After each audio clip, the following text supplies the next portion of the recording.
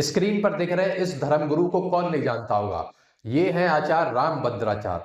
असल में हमारे देश में लोगों में पागलपन और बौखलाहट सिर के ऊपर जाती जा रही है।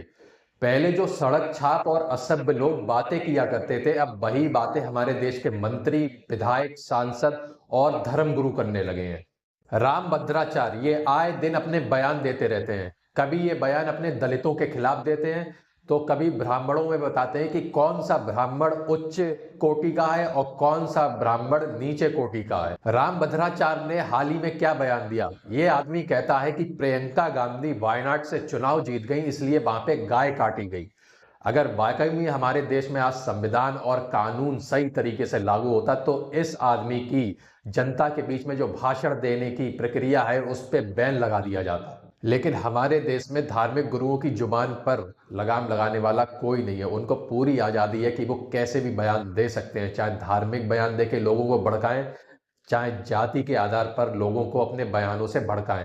उनके बयानों पे कोई प्रतिबंध नहीं है, इसीलिए उनके सर पे अब बौखलाहट चढ़ गई है। वो आए दिन घटिया और गिरे हुए बयान देते रहते हैं। रामभद्राचार्य आंखों से तो अंधे हैं, आंखों से तो दिखता नहीं है, लेकिन इस आदमी को यह दिख गया कि प्रियंका गांधी वायनाड में चुनाव जीती तो वहां पे गाय काटी गई। अब सवाल ये उठता है कि इन धर्म गुरुओं को इतनी आजादी किसने दी कि ये राजनैतिक बयान देने लगे हैं।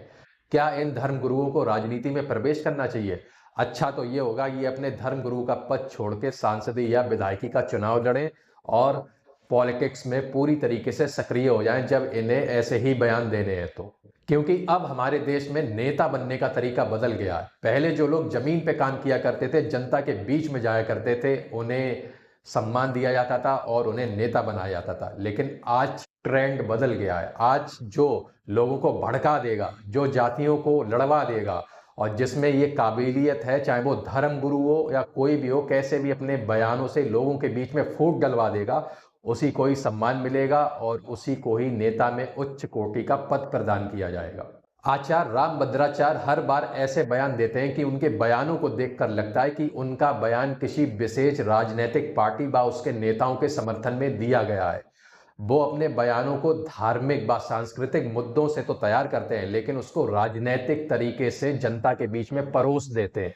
कुछ लोग रामभद्राचार्य के बयान को सही ठहराते हैं। वो कहते हैं कि धर्म गुरु का ये अधिकार होता है कि वो अपने बयानों से जनता का मार्गदर्शन कर सके।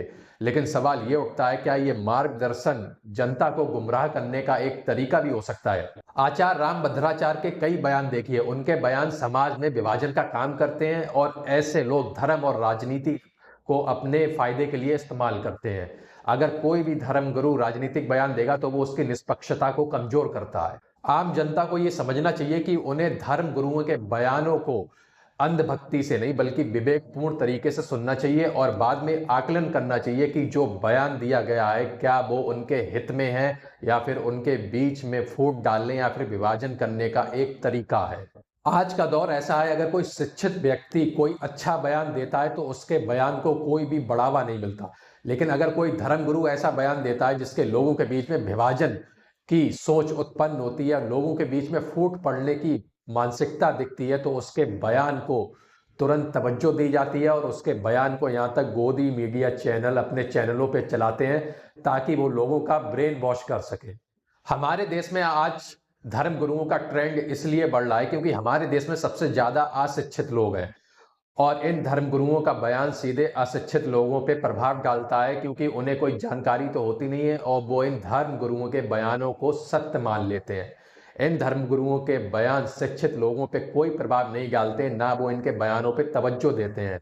अब हमारे देश में सबसे ज्यादा अनएजुकेटेड पीपल हैं, इसीलिए ये धर्म गुरुओं की मान्यता इतनी बढ़ गई है क्योंकि उनने एक बड़े समुदाय को, जो खास तौर पर अशिक्षित है, जिसको समाज की जानकारी नहीं है, उसको अपने कब्जे में कर रखा है और इसीलिए राजनीतिक पार्टी भी इन धर्म गुरुओं को सपोर्ट करती हैं। वो जानती हैं कि एक बड़ा तबका इनके अंडर में आता है, अगर वो इन्हें सपोर्ट करेंगी तो इससे उनके वोट बैंक को बढ़ावा मिलेगा। तो आप लोग भी धर्म गुरुओं के बयान अंधभक्ति या बेवकूफ़ी से नहीं, होशियारी और चालाकी और विवेकपूर्ण तरीके से सुनिए और फैसला कीजिए कि जो उन्होंने बयान दिया है वो आपके हित में है या नहीं है।